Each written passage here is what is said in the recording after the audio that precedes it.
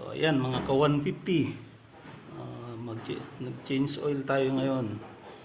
Ang odo niya is ito, trip 1 nasa 3,407 kilometers ang natakbo. So nalinis na rin natin yung mga gamit. Ito para doon sa oil filter, doon sa silong ng makina, kasama na to. Yan.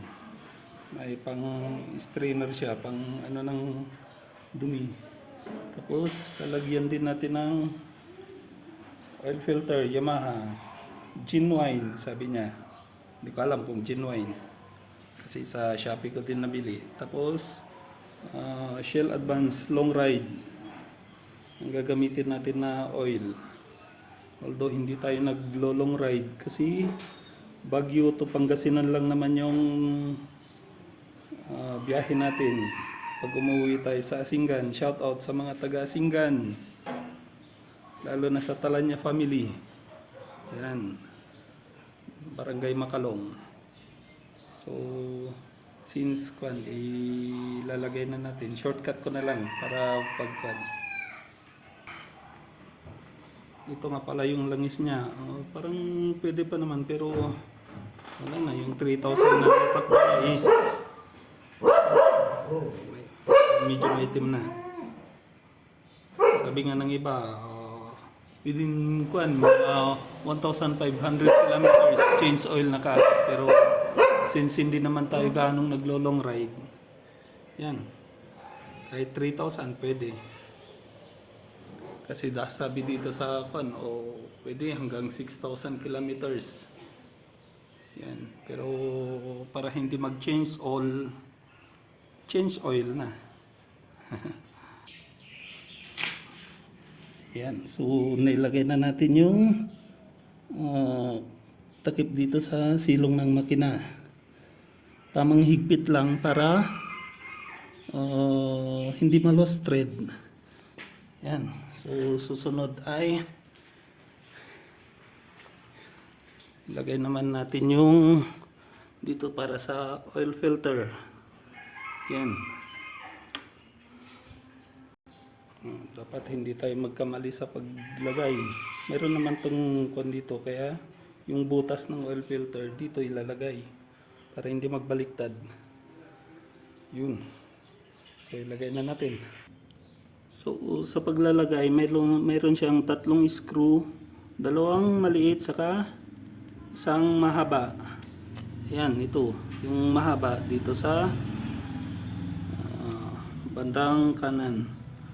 Bagay, hindi naman tayo magkakamali dyan kasi kung hindi magkasya, hindi siya para dun, di ba? Parang love life lang yan. Kung hindi sa'yo, para sa iba. Yan. So, konting higpit na lang din.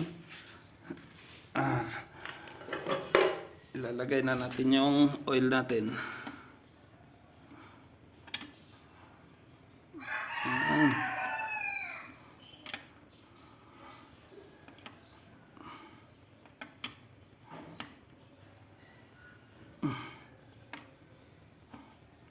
Hindi naman siya basta-basta magkukuan kasi itong kuan ay may parang seal.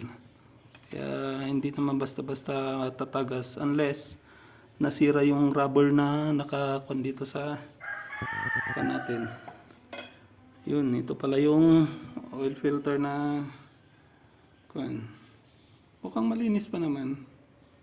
Pero since magpapalit na rin lang, palitan na natin. Ang ilalagay ko sana ay yung washable, parang ano siya, screen, parang metal. Kaya lang may nag-advise sa akin na mas ano pa rin yung mga ganito kasi pag yung metal daw, hindi naman maano yung dumi kasi may mga butas-butas pa rin. Washable nga siya pero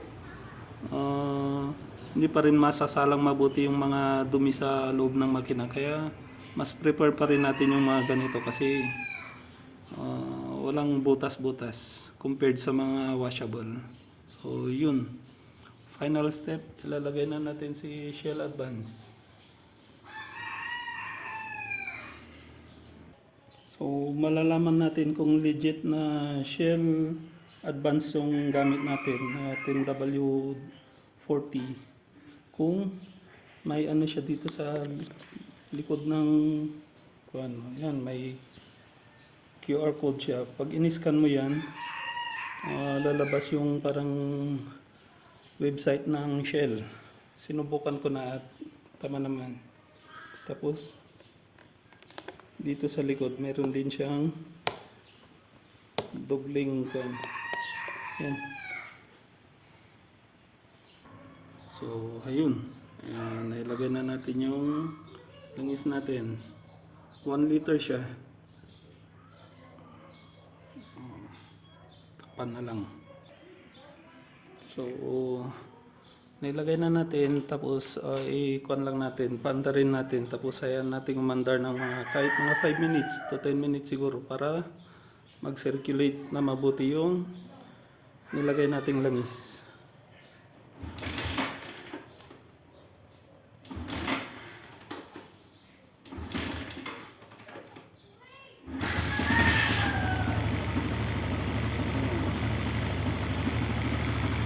Observe natin kung panyong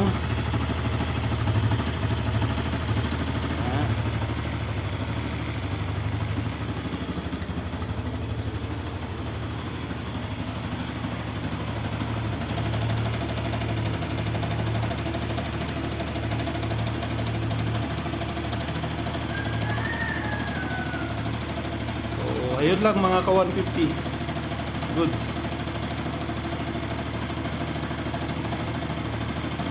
Subscribe na rin sa ating YouTube channel.